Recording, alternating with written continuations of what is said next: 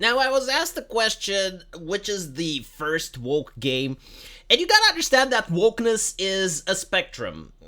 We all know what we're talking about, because you get like the seekers of knowledge on Twitter, and they're like, but what is woke? I just don't understand it. It's 2024, and I have absolutely no idea what you're talking about. Like, if you can't define it, then it doesn't exist. Unless you tell me exactly how electricity function, and unless you give me the exact physical definition of it, then I should be able to stick my fingers in the socket, because like nothing wrong will happen, because electricity doesn't exist unless you define it, right? Like that's the logic that they're using. But in reality, yeah, like wokeness is a spectrum. There's like a list of checkboxes, and it usually is like things that make it so that a game doesn't sell. Let's put it like this. Like find out what the market wants and give them the exact opposite. Now when it comes to woke video games, some people would say that Gone Home is the first one, but I wouldn't say that's accurate. Just because it was a walking simulator and it had a very cringe story, encouraging people to sign up for the military and then dodge the draft. That is not necessarily woke. Just by like having a game that has like a lesbian theme in it, I don't think that counts. Other people said that Mass Effect 3 was woke because it had like the gay romance in it. And while that romance was like unbelievably cringe, like it was something that it was forced in, like the developers didn't want to. It's like forcing some story writer guy to write something that even he didn't want to write, but like it had to be because like corporate demanded it. I wouldn't call that game woke either.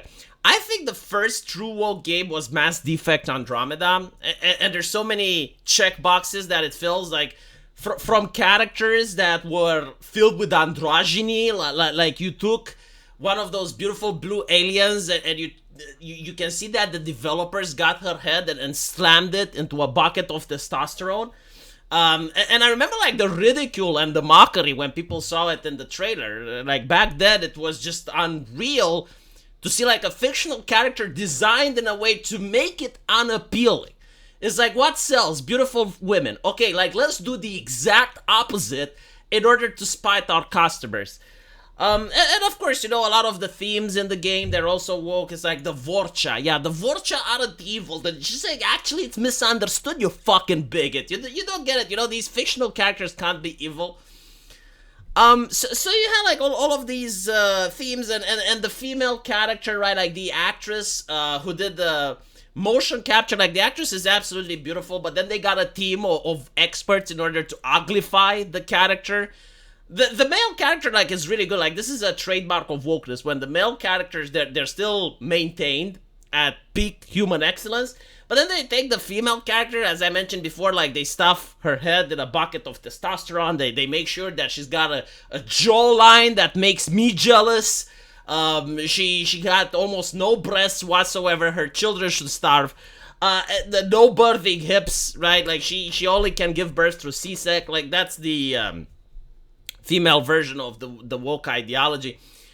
Of course, the game has to be filled with bugs because if you make a woke game, you need to hire the best of the woke. And unfortunately, the best of the woke aren't good enough in order to make a game without bugs. So Mass Effect Andromeda was filled with them. But I would say like the worst thing, and this is like when a game is truly woke, is when they start giving sass to the customer. I remember like there was one developer that was renowned, like everything he talked about like was whiteness this, whiteness that, oh evil white men, whiteness, and that was like his entire shtick on Twitter. You couldn't tell the difference between him and a CNN anchor. Well, actually, no. You know what? I think like a CNN anchor is less aggressive than that developer. And if you had like any criticism of the game, like any whatsoever, that there was like an army of people led by the developers on the charge in order to attack you on Twitter, right? So that is like the hallmark of woke games. It's like these people, when they're getting hired by a company, they believe that they are the messenger of Jesus Christ. Like they have been anointed by God, and they look at the customers of that company as if they're the peasantry, as if like the customer is some sort of necessary evil that they're forced to do business with. That is the mentality of the woke. And when Mass Defect Andromeda came along, it was a very new phenomenon. Like most people didn't know what is going on. Like, why are they behaving like this? Most people thought that it's one-off. It's going to be like just this game, and this game is going to end up not making a lot of money. And of course, it's going to be like a warning to the other people in the industry, and that's going to be the end of that. But little did we know that the same situation is going to repeat itself, and that things were just beginning. And unfortunately, Go Woke, Go Broke was very true with Mass Defect Andromeda. It managed to end a very popular series, a very beautiful franchise, which many people were not just playing the game, but they were buying merchandise off, and there were many forums and communities around this IP, and they managed to successfully destroy it. They constantly bring up, oh yes, but the ending of Mass Effect 3. It's like, well, the ending of Mass Effect 3 was eventually patched, and it was still not as satisfying as it could be, but like Mass Effect 3 overall was a good game. It had good gameplay. Many people read the codex, and they were fascinated by the universe that was created.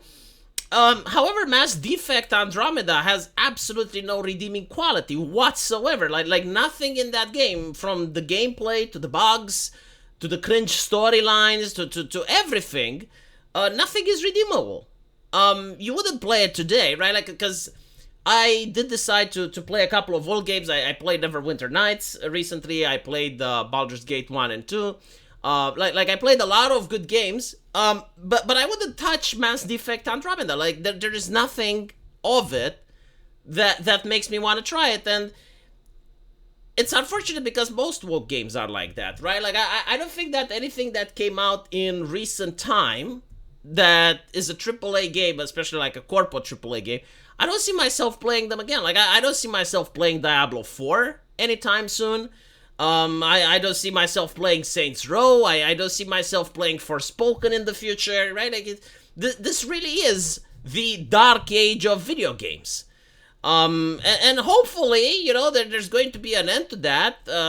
Apparently, there's a lot of layoffs that are happening at these companies, and maybe some companies will say, all right, well, you know what? Let's stop with the shit and just give the market what they want. I mean, I'm looking at the South Korean game Nikki, not Nike, whatever the fuck it's called. It's BTFOing people in sales. So maybe they're going to be like, look, we can't write a story, we can't do anything, but at least like let's give some fan service or some shit and try to gain our customers back. Let me know what you guys think though, and as usual, I will see you in the comment section. Take care.